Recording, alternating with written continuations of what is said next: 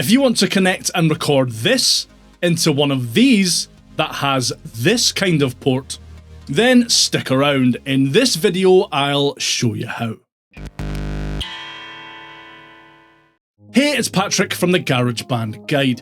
In this video, I'm going to show you how you can connect and record your guitar to your Lightning port equipped iPad. If you have an iPad that has a USB-C port, then check the linky in the dinky for a video that I've made just for you.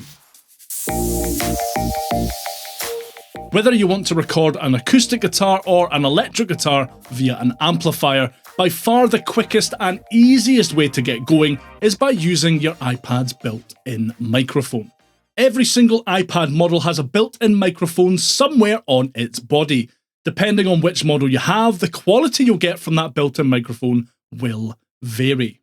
This iPad Air 2's built-in microphone doesn't give the best results, really.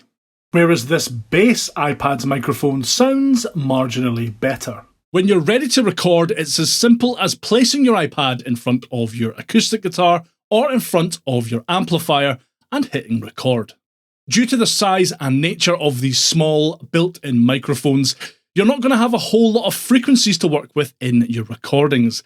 This can cause issues or limit your EQ options when you come to mix your project. So maybe only use this method if you're putting a rough demo together or you're intentionally looking for a lo-fi sound.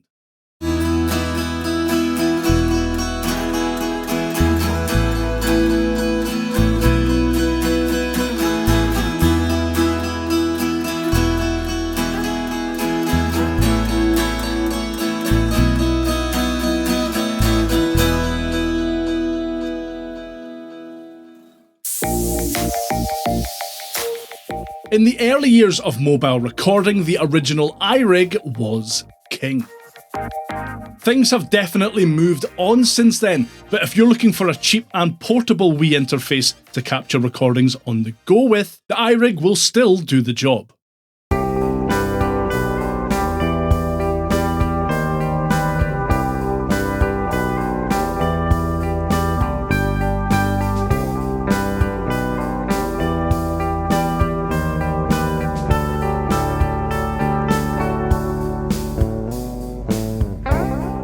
IK Multimedia and other companies like Apogee have since released updated, refined versions of the iRig formula. Apogee's Jam series and IK Multimedia's iRig HD range of interfaces are Lightning based, so you can connect them to any iPad model with a Lightning connector.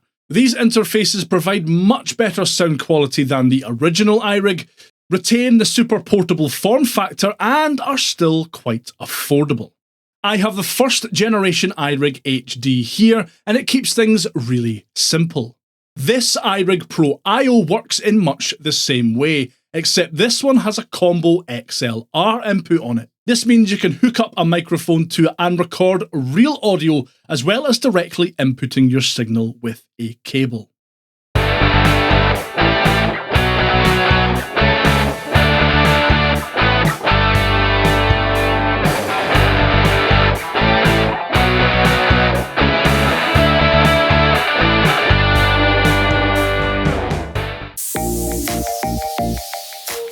Finally, you can grab yourself a proper audio interface, hook it up to your iPad and record your guitars that way.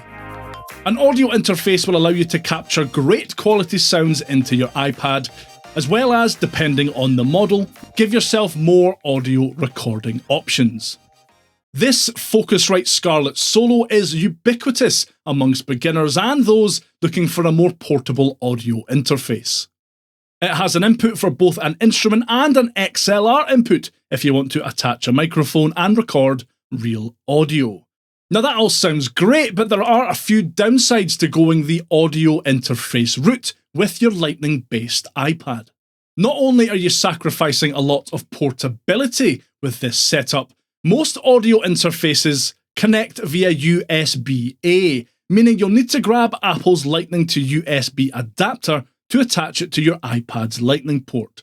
And you should buy Apple's official adapter. As while there are far cheaper third-party options available, Apple have a tendency to make these obsolete without a word of warning with a single update. So just resign yourself to the fact that you will be lining Tim Cook's pockets with even more money and grab the official adapter. If you do plan to use an XLR microphone in your setup, specifically a condenser microphone that requires the use of your audio interface's phantom power feature, you'll run into another issue.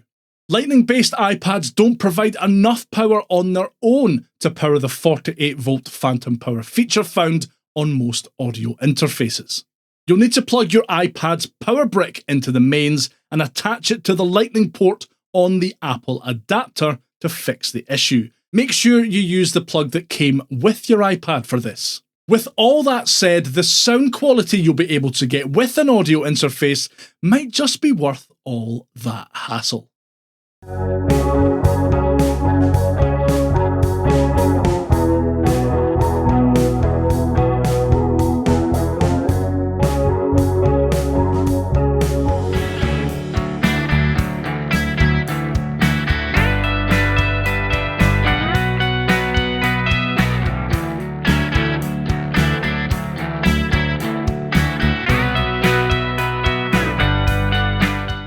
Right, now that you know how to hook up your guitar to your iPad, watch this video next to find out what guitar apps you should be using.